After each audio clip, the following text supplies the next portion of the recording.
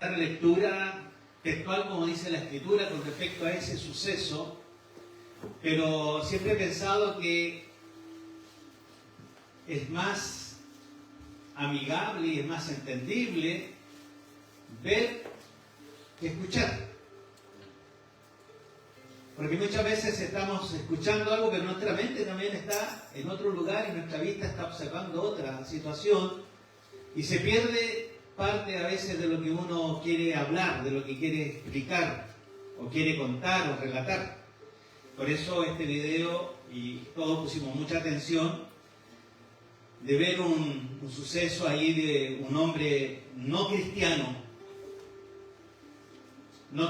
con una fe realmente increíble, que Jesús queda maravillado delante de la fe de este hombre.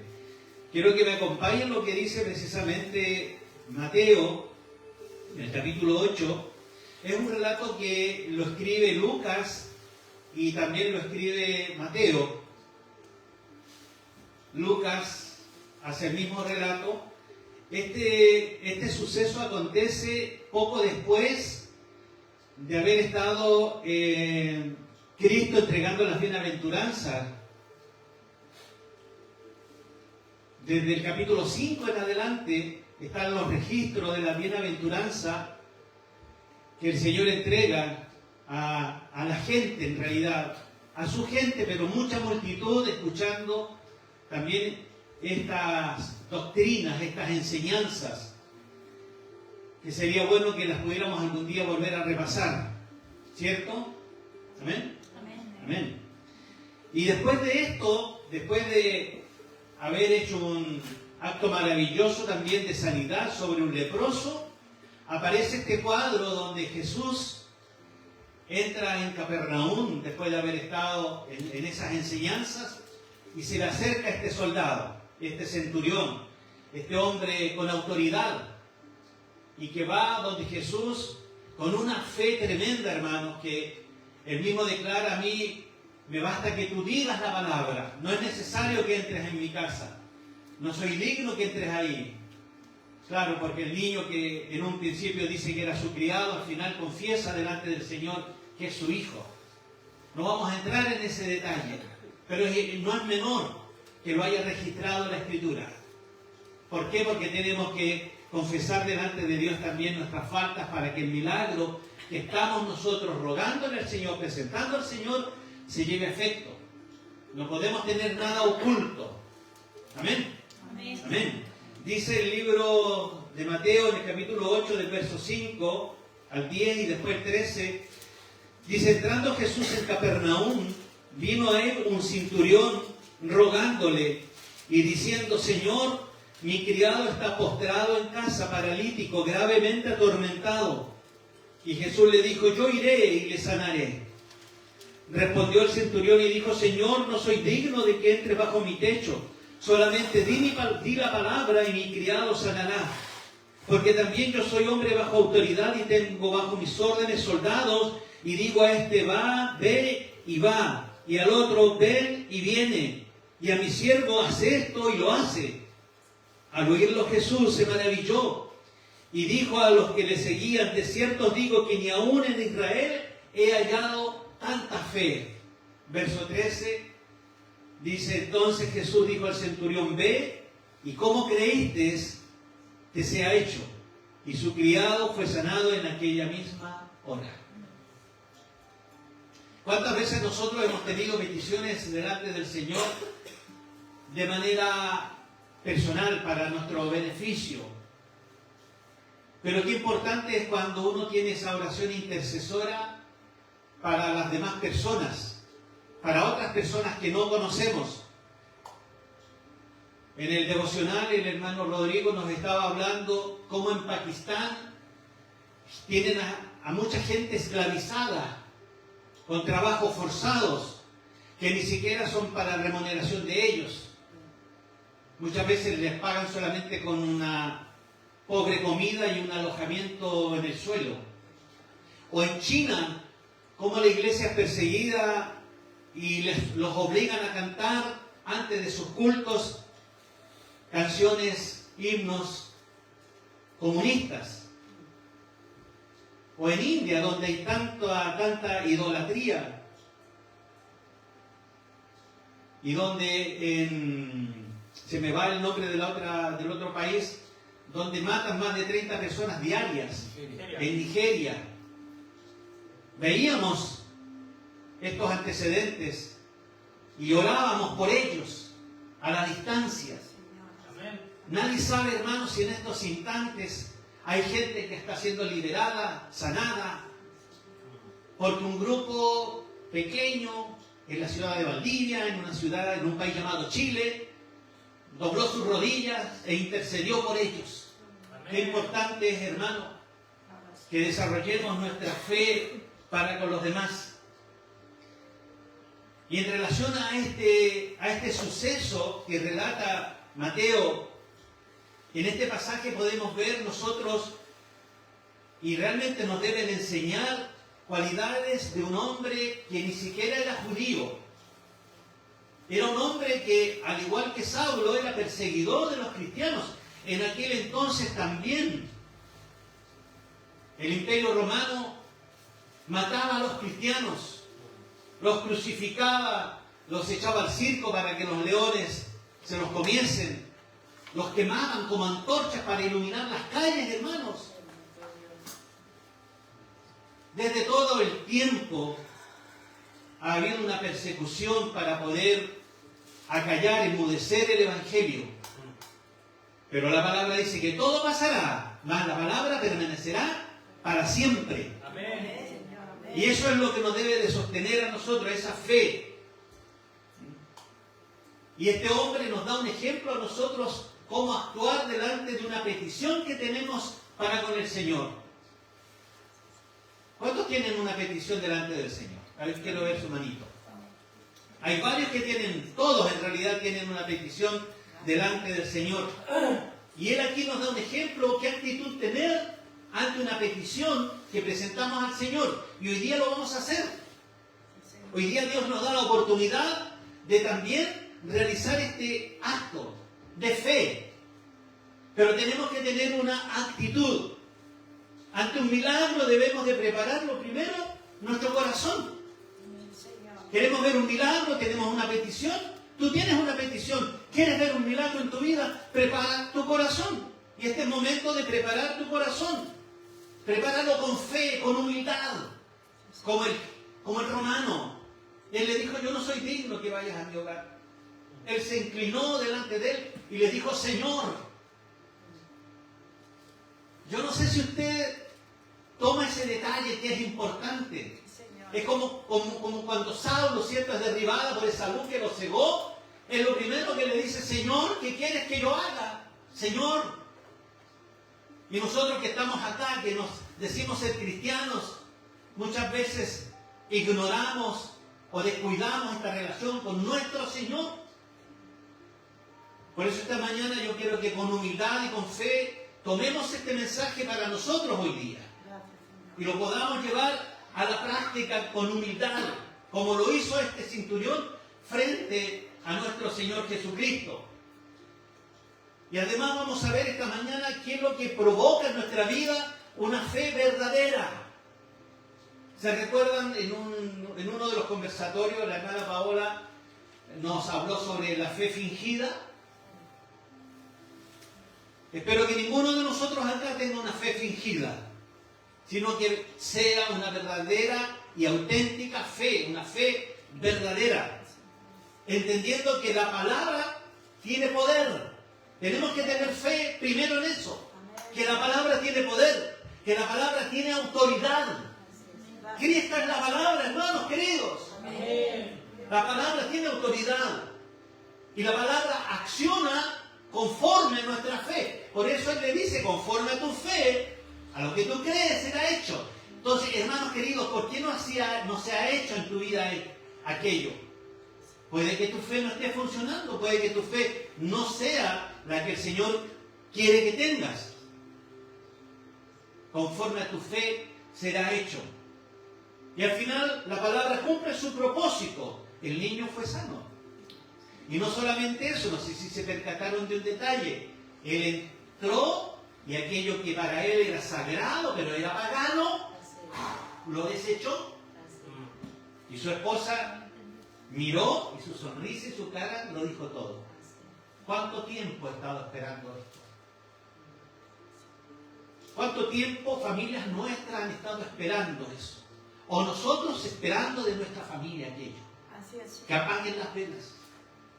Que dejen las imágenes paganas a un lado y tengan el fundamento de la fe en Cristo. Solamente en Cristo. Una fe genuina, una fe verdadera.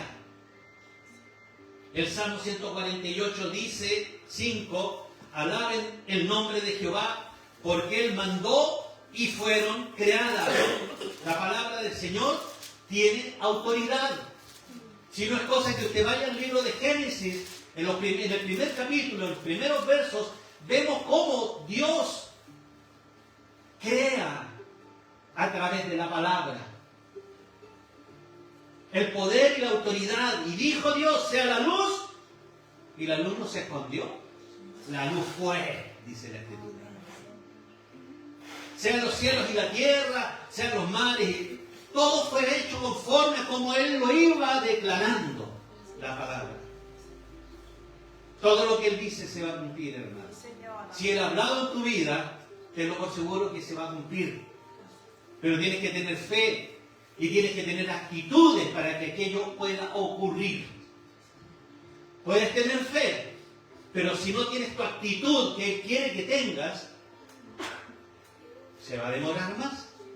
Se va a demorar más el milagro. Y yo deseo de todo corazón, como pastor, que eso ocurra luego ya y te bendiga el Señor.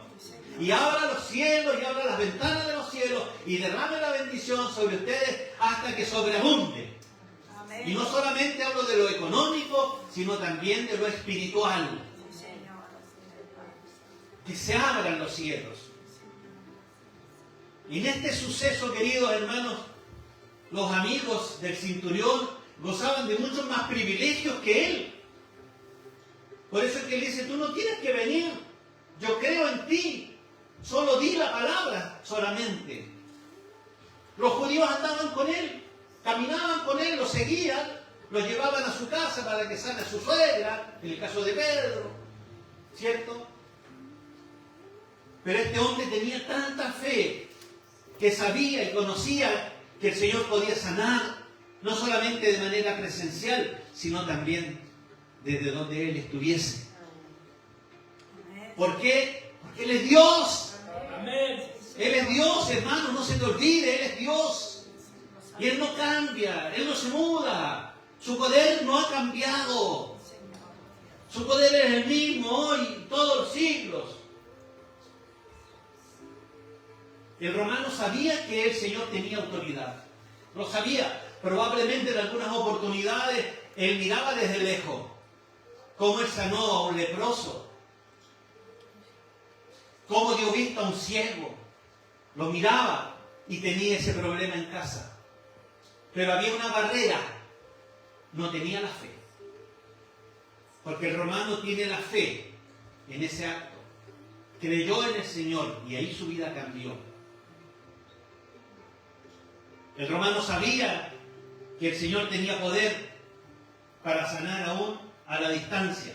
Vamos al libro de Juan, capítulo 4, 46, que dice, vino pues Jesús otra vez a Caná de Galilea, donde había hecho el vino del agua, donde realizó el primer milagro, ¿se recuerdan? Y había en Capernaum uno del rey, cuyo hijo estaba enfermo. Como oyó que Jesús venía de Judea a Galilea, fue a él y rogándole que descendiese, sanase a su hijo porque se comenzaba a morir. Sabía de la autoridad, conocía. Él quería ir donde Jesús para que Jesús sanara a su hijo. Por eso es que dice que vino a él y le rogó. ¿Cuántas veces, hermanos, tenemos ciertos requerimientos delante del Señor? Pero falta el ruego. Como que pareciera ser que simplemente porque le decimos al Señor, el Señor lo va a hacer y punto. Nos quebrantamos nuestro corazón, nos doblamos nuestras rodillas, no nos botamos de guata para rogarle al Señor. Tan así, ¿por qué no? Que Él vea en nosotros esa humildad, que vea en nosotros que esa necesidad está ahí presente, que necesitamos que Él obre de una manera milagrosa. El centurión le dijo que no era necesario que fuera a su casa. No te molestes, Señor. No te molestes. ¿Por qué? Porque cuando el centurión le dice, cuando yo doy órdenes, se me obedece. Yo también estoy sujeto a autoridad. Porque siempre, ¿cierto? Ustedes, muchos de ustedes trabajan, que son jefes también, tienen otro jefe más arriba y ese jefe tiene otro jefe. Y el centurión sabía, estando bajo autoridad, él también tenía gente que estaba bajo su autoridad.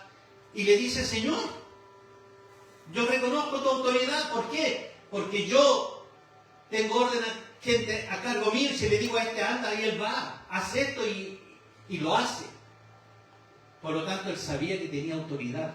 Y aquí no estamos hablando de autoridad para con los hombres. Note ese detalle. El centurión lo dice. Pero aquí estamos hablando de autoridad sobre demonios, sobre enfermedades. No había que ir a reprender a un hombre o darle una orden a un hombre. Había que reprender y darle una autoridad de desalojo a una enfermedad. ¿Tendría el Señor la capacidad de hacer aquello? ¿Qué creen ustedes? Las órdenes tenían que ser obedecidas. El centurión obedecía, los siervos le obedecían, por lo tanto todo se sujeta a la voz de Cristo. Todo se sujeta a la voz de Él. Y él sabía que podía ejercer esa autoridad de cerca o de lejos. Mire, este texto que estamos leyendo y que lo vimos ahí en el video, enfatiza una fe verdadera, una fe tremenda de parte de un soldado romano, un centurión. Yo no sé, no recuerdo si un centurión tiene 100 o 300 soldados a su cargo, pero son muchos. Y él da una orden y es obedecía. Entonces, él demuestra aquí una fe verdadera. Pero hay otra lección importantísima que debemos de rescatar en este relato. El poder, la autoridad, la majestad divina de Cristo fueron reconocidas por un hombre que no era judío. Todo aquello, la autoridad del Señor, el poder que tiene, que ejerce Cristo, fue reconocida por un extranjero, por un hombre que probablemente en algún minuto lo miró con desprecio. Pero poco a poco fue conociendo al Señor en la medida que iba observando y acercándose al Señor, fue dándose cuenta de que quién era Cristo. Y sabía de su autoridad. Por eso es que sin tocar, sin ir a ver al siervo o al hijo de este centurión, Jesús lo sanó solamente con la palabra. Porque Él, y este es uno de los atributos del Señor, Él es omnipotente. Aparte de ser omnipresente o omnisciente, es omnipotente, o sea, es todopoderoso. Es una de las cualidades o de los atributos divinos de Dios. Y Jesús es Dios. El Espíritu Santo es Dios. Gloria al Señor por esto, hermano. Uno de estos atributos divinos del Salvador Todopoderoso salvó a este niño a la distancia. La Escritura no relata qué distancia había. Ese no es un tema para el Señor. No es tema. La palabra tiene autoridad. Él sabía que había que obedecer. Él estaba bajo obediencia. ¿Saben que Cristo también estuvo bajo obediencia? Aprendió a obedecer también el Señor. Por eso es que este hombre reconocía la autoridad no solamente de Él, sino que reconocía la autoridad de Cristo. Y esa autoridad honró a Cristo grandemente. Él, sabiendo que Él, si tiene un poder limitado en realidad sobre cierta gente y se le obedece, cuánto más Cristo, que tiene un poder ilimitado, no podían las enfermedades obedecerle. Y eso es lo que relata este cuadro. Este hombre tenía fe. Y tenía mucha razón. Jesús podía mandar las enfermedades. Jesús podía mandar los demonios.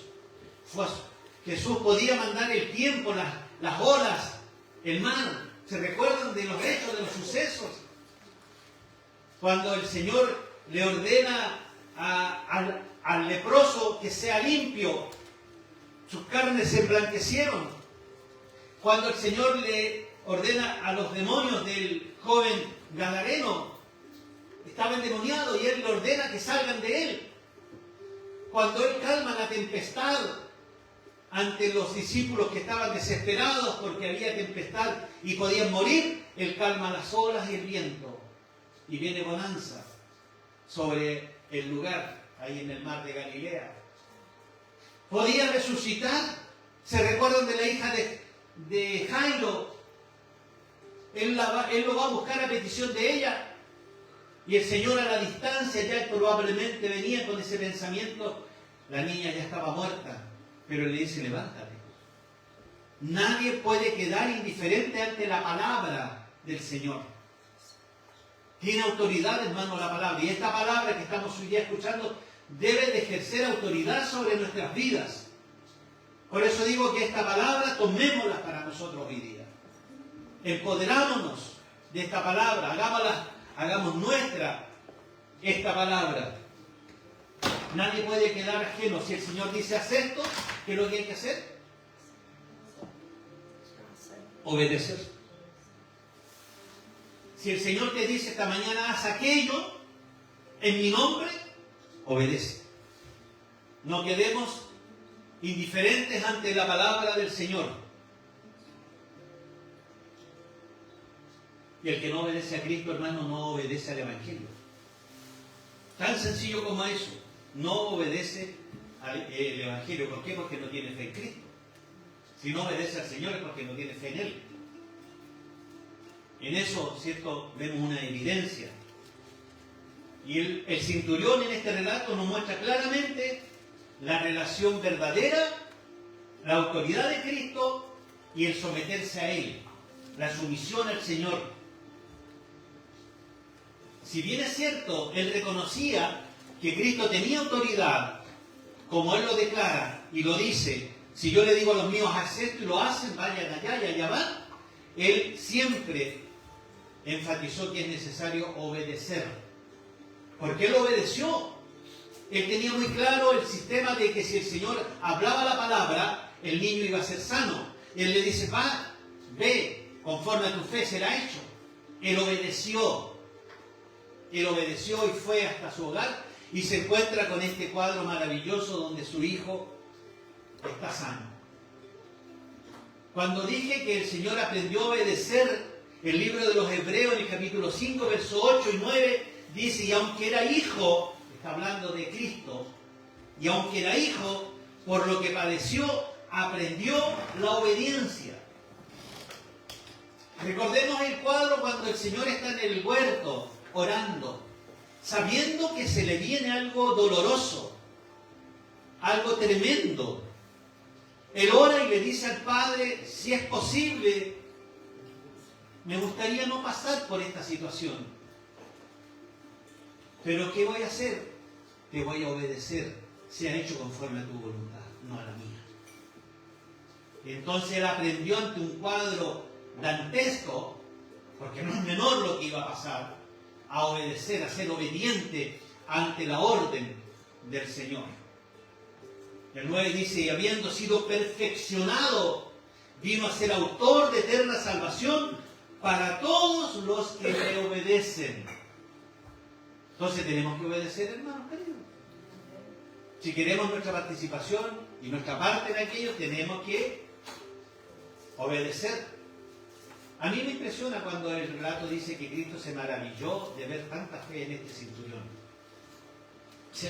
Mira a los suyos, quizás miró a Pedro, ustedes saben el carácter de Pedro, miró a Tomás porque él sabía que iba a querer meter los deditos en su manito. Wow, miró a los hermanos que querían un lugar especial en el reino. Oye, ¿y este hombre se lo merece o no se lo merece? Pero nunca he visto tanta fe en nadie más que en él. Hermanos queridos, ejercitemos nuestra fe. Si tú piensas que no tienes la fe suficiente, pídesela al Señor. Para que no te diga lo que le dijo a los discípulos: ¿por qué dudáis, hombres de poca fe?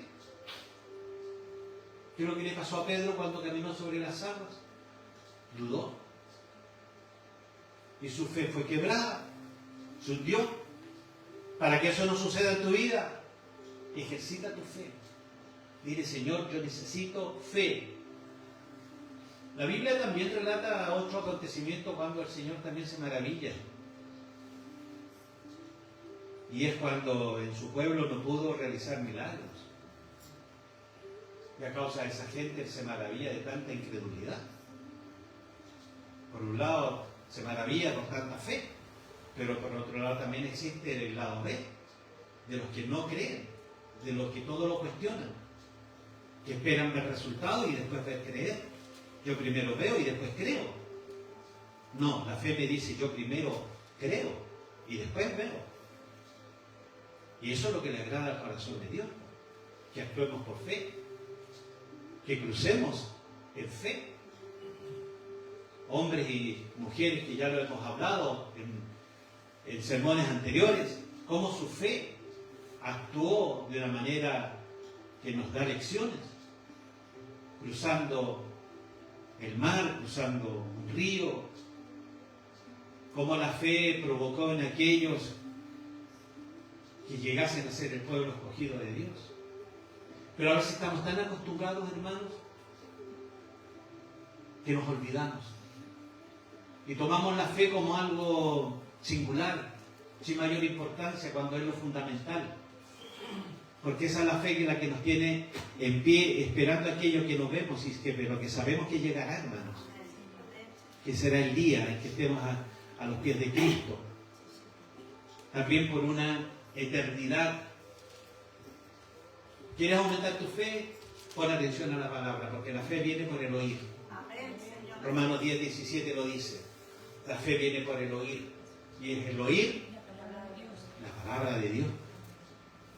Así que en esta hora, si hay algunos amigos que nos están viendo a través de este mensaje, pon en acción tu fe. Escucha la palabra. Sabemos que hay gente que está enfermita. Saludamos a Anita, probablemente puede estar mirándolo, no lo sé. A Patricia, que nos ve desde Santiago. A Carlitos, que nos ve de Golbea. Y a varios otros amigos de distintos lugares que no están con nosotros, pero que a la distancia también oramos por ustedes. Y sabemos que Dios puede obrar en ustedes y en sus vidas a la distancia también. Yo lo creo que es así, hermanos queridos. La palabra, hermano, tenemos que oírla, pero tenemos que creerla. No basta con oír solamente. Tiene que haber fe para creer la palabra, para que se pueda accionar.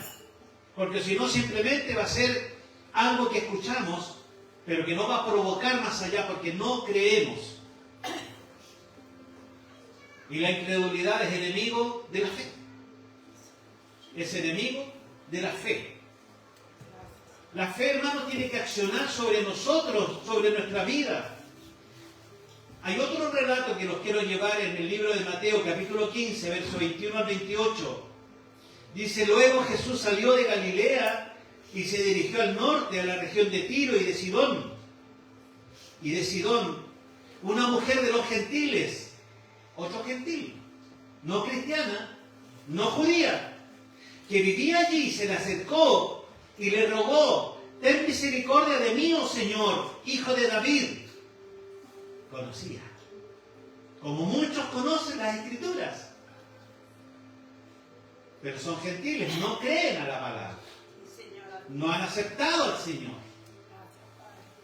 Esta mujer conocía, dice: oh Señor, hijo de David, pues mi hija está poseída por un demonio que la atormenta terriblemente. Pero Jesús no le contestó ni una palabra, al contrario del centurión. Entonces sus discípulos le dijeron que la despidiera. Dile que se vaya. Dijeron: nos está molestando con sus súplicas. Entonces Jesús le dijo a la mujer: fui enviado para ayudar solamente a las ovejas perdidas de Dios, el pueblo de Israel. A ellos fui enviado. a los escogidos. ¡Qué tremendo eso! Pero miren lo que sigue aquí. Mas ella se le acercó y le adoró. Aquí hay un acto de humildad, de sometimiento, reconociendo la autoridad, de adoración delante del Ser Supremo. Una mujer gentil, no judía. Verso 25, le leo de nuevo. Ella se acercó y lo adoró y le rogó una vez más: Señor, ayúdame. Jesús le respondió: no está bien tomar la comida de los hijos y arrojársela a los perros. La mujer le responde: es verdad, Señor, respondió ella. Pero hasta los perros se les permite comer de las sobras que caen bajo la mesa de sus amos. Y ahí se maravilló el Señor de ver tanta fe. De nuevo, apreciada mujer, le dijo a Jesús: tu fe es grande, se te concede lo que pides. Y al instante la hija fue sana. Este relato me está dando a entender que aquí hay otra sanidad a distancia. La mujer nos dice el relato que andaba con su hija, ¿cierto? Tampoco el Señor dice: a ver, para allá está tu hija. No, ¿cierto? Simplemente la palabra. La palabra tiene autoridad, la palabra tiene poder. La palabra hace accionar nuestra fe, queridos hermanos. Gracias, Señor Jesús. Tenemos que tener fe. Sin fe es imposible agradar a Dios. Es necesario tener fe. Es necesario, fundamental, queridos. Lucas 17 dice: aumentanos la fe, Señor. Pidámosle al Señor más fe. Que nos se mire y nos entregue. Para que Él también diga: ni en Israel he visto tanta fe como veo en este pueblo pequeño. Hombres y mujeres, jóvenes y señoritas, con fe que agradan mi corazón, dice el Señor. El centurión tenía fe en la palabra de Cristo, hermanos. Di la palabra y mi siervo será sano. Y ese es el gran problema del pueblo de Israel hasta los días de hoy, que no ha creído todavía. No ha creído, no tiene la fe en que Cristo vino ya. Ellos están esperando el Mesías. Termino diciendo que la palabra del Señor cumple su propósito en nosotros. ¿Qué petición tienes delante del Señor? ¿Quieres que eso se realice? ¿Que se cumpla ese propósito? Ten fe en la palabra del Señor. Digámosle al Señor: solamente di la palabra. Di la palabra. Solamente di la palabra. Y nosotros tenemos que accionar a través de la fe. Se maravillaban hasta los discípulos cuando estaban en la barca y Él calma la tempestad. Los discípulos diciendo ahí: oye, ¿qué hombre es este que aún los vientos y el mar le obedecen? Eso es lo que dice el relato. Por eso estaban con Él. Hermanos queridos, muchos de nosotros quedaremos maravillados, atónitos ante un milagro que Dios va a conceder en nuestras vidas. Pero creamos a eso. Creamos en el Señor.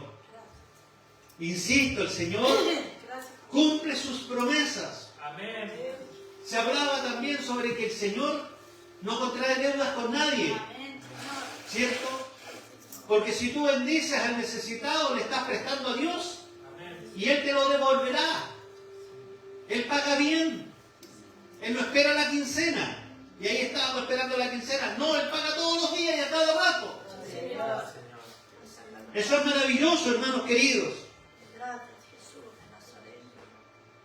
Gracias, Señor. ¿Cuál será nuestra petición delante del Señor? Vamos a orar y le vamos a decir al Señor: solo di la palabra. Amén. Amén. Pongámonos de pie y vamos a orar. Amado Dios, te damos tantas gracias, Señor, porque una vez más nos recuerdas que sin fe es imposible que te agrademos. Señor, aquí vemos el suceso de dos personajes, quizás cuantos más, no siendo judíos, hombres gentiles, una mujer y un hombre gentil nos dan una lección de fe, una lección de obediencia, una lección de humildad, de sometimiento. Y hoy, esta mañana, Señor, estamos delante de ti, Padre amado. Así como el centurión llegó delante de tu presencia, así como esta mujer que tenía una hija endemoniada también fue donde ti, nosotros también acudimos a tus plantas en esta mañana. Señor, di la palabra. Señor, ten misericordia de nosotros. Perdona nuestros pecados, Señor. Confesamos, Señor, que aquello que hemos estado realizando y que no te agrada, lo desechamos para que tú puedas accionar en traernos aquello, Señor, que nos has prometido. Que tu milagro se pueda cumplir, Señor. Queremos verlo con nuestros propios ojos. Porque creemos y sabemos, Señor, que lo que hablas tú es vida, es verdad. Por eso, Señor, danos una fe verdadera, una fe genuina, no fingida. Muchos dicen creer, pero dudan, Señor, si tú harás aquello o esto. Te pedimos perdón si en nuestro corazón también ha estado esa incredulidad, Señor. Te pedimos perdón, Señor. Aumenta nuestra fe. Danos, Señor, una porción de fe necesaria para creer lo increíble. Para que tú puedas provocar en nosotros, Señor, aquello que por tanto tiempo estamos esperando. Gracias, Padre, por esta tu palabra. Por enseñarnos, Señor, que tú no haces excepción de personas. Porque se acercó a ti un centurión, probablemente un perseguidor de Cristo, un perseguidor de la iglesia, pero que llegó con un corazón quebrantado, humillado y humilde delante de ti. Y ahí se cumple tu palabra que dice que tú no desecharás un corazón quebrantado y humillado delante de ti. Gracias, Padre. Toma nuestro corazón, quebrántalo si es necesario y hazlo de nuevo. Hazlo de nuevo, Señor. No queremos, Señor, tener más incredulidad en nuestro corazón, en nuestra vida. Creemos, Señor. Lo que queremos es creer. Es creer, Señor. La fe que tú nos has dado, Señor, nos permite creer aquello que nuestros ojos no ven, pero que están ahí. Que llegará lo que tú has prometido. Y que aunque tardare por un tiempo, como dice el profeta Habacuc, llegará sin duda, no mentirá. Está ahí, Señor, presente porque tú no mientes. Se cumplirá, Señor, en el tiempo tuyo. Gracias, Señor, por darnos esa promesa maravillosa. En el nombre de Jesús. Muchas gracias. Amén. Y amén. Gracias, Señor.